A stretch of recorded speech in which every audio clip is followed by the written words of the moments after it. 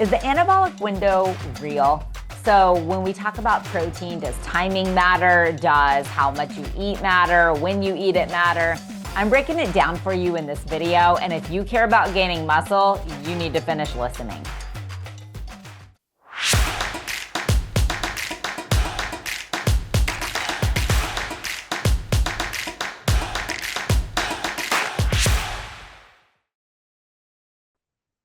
Welcome to the Sports Nutrition Playbook channel. I'm Amy Goodson, sports dietitian.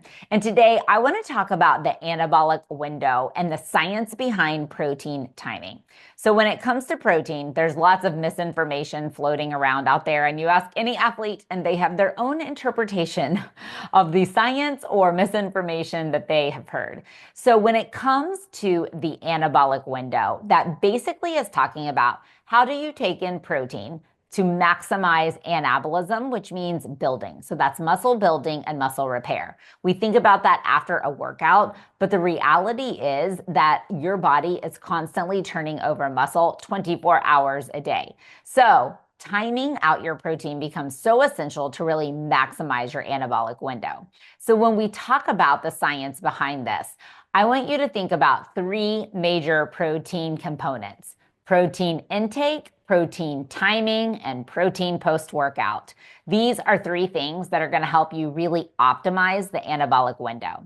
So first thing, protein intake. As an athlete, if you're trying to gain muscle and or gain strength, you have to take in adequate protein. Taking in excessive protein isn't really necessary, but adequate protein is key. So for a strength athlete, you're spending lots of time in the weight room trying to get stronger and build muscle. You want to be consuming approximately 1 gram of protein per pound of body weight. So 1 gram of protein per pound of body weight. You weigh 175 pounds, 175 grams of protein. You weigh 225 pounds, 225 grams of protein. It's a rough but easy estimate that can really help you nail down your protein needs. So that's protein intake. Number two, protein timing. You want to distribute that protein over the course of the day. Lots of athletes just think, oh, I'll get it post-workout and at night. No, you need to start your day powered with protein because your body hasn't eaten anything all night. So when you wake up in the morning, it's getting going, building, recovering, trying to start the day. You've got to give it energy, both carbohydrate and protein.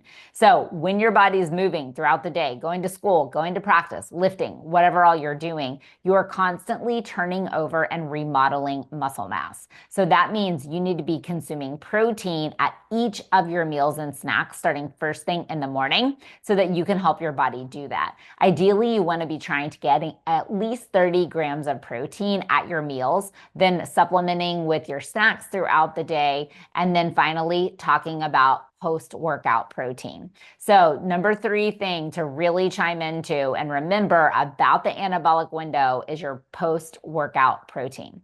This is key because working out causes breakdown. The nutrition you take in after a workout causes building or anabolism.